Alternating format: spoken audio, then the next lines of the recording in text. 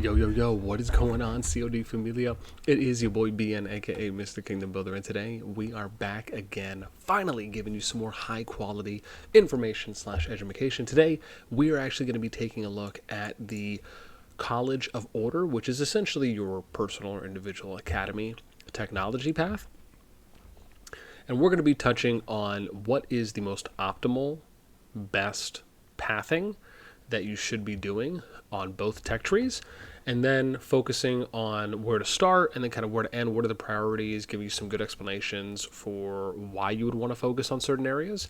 And hopefully this will be a nice kind of just all-inclusive guide on how to min-max as efficiently as possible your academy tech.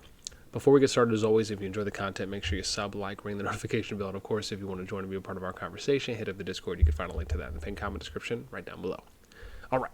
So without further ado, let's hit some helps because we're always super helpful. And let's dive right in. So if we are starting with our economy tree, this for the most part is really where you're going to live. There will be specific things that you may have to do if you want to move the needle on, for example, your main quests, right? So there's going to be certain things that you're going to have to do if you want to move the main quest needle. So this is what will give you more of the hero shards. You'll get more of your red gems, right, from here as well. So, for example, there's a quest pretty early on that asks you to level up your Knights 2, right? So you can see here I've done one. This is something that is required. Now, there are ways where you can still get here even without having to use any research speed ups or really kind of going about it in a way where it feels like you're kind of extending or doing something beyond what your primary pathing should be. And I'm going to explain that as well as we go along.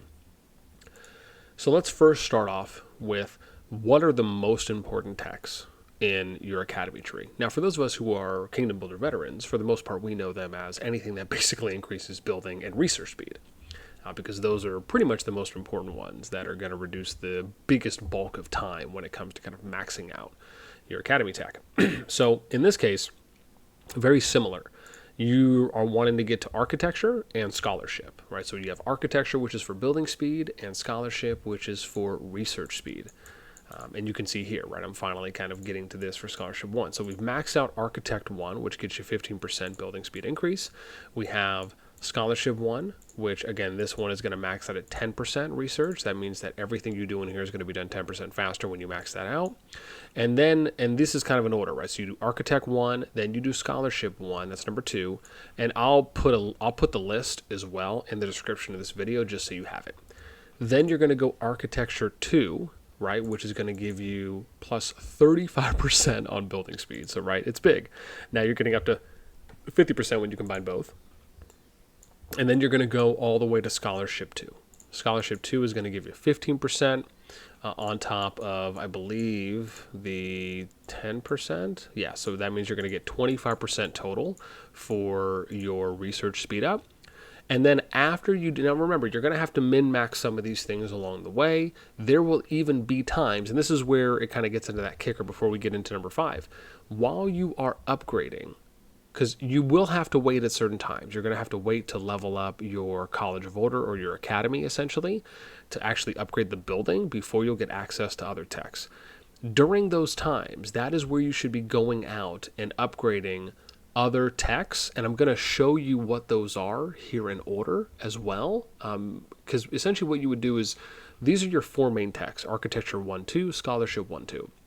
Everything beyond this are ones you should be looking to upgrade in order based on what you have current availability for what's unlocked. And I'll give you an example of that in a minute. So the next one here is you're going to look to do all gather speed tech, right? And here's your first example. So some of that gold, these are productions, right? But if I go to gold mining, that increases gathering speed. So essentially, an example here would be, let's say I'm waiting to get Architect 5 out of 5, but I have to wait for another College of Order or this building upgrade. I'll start working on getting to gold mining. I'll start working on getting to logging techniques. I won't use any speed ups. I'll just wait it out. I'll time it out, right? Based on how long is it going to take my building to finish upgrading versus how long is it going to take for the tech to finish upgrading. And you just time them out, right? You always make sure that you're ahead or your tech is finishing before, if not close to, when your building upgrade finishes. This will allow for you to time out and really kind of min-max your efficiency. Same thing.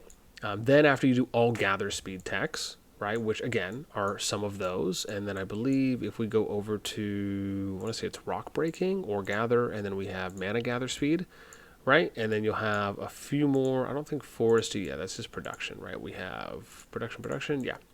Here we go, and then we get to gold mining 2, right, logging 2, mana harvesting, and then ore, right, so for your 4 productions. So again, anything that basically says gather, you just want to focus on that earliest in the tree to latest, because you'll just be able to finish those a lot faster. So you're getting those incremental percentage bumps on resource gathering a lot earlier and quicker.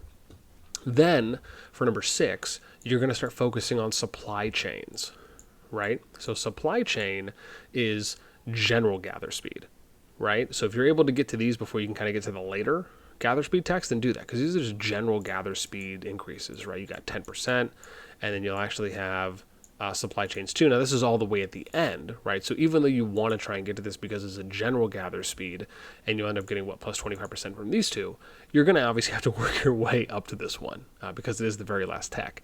But because it gives you the kind of a general overall across all spectrums, that's why they're the most important.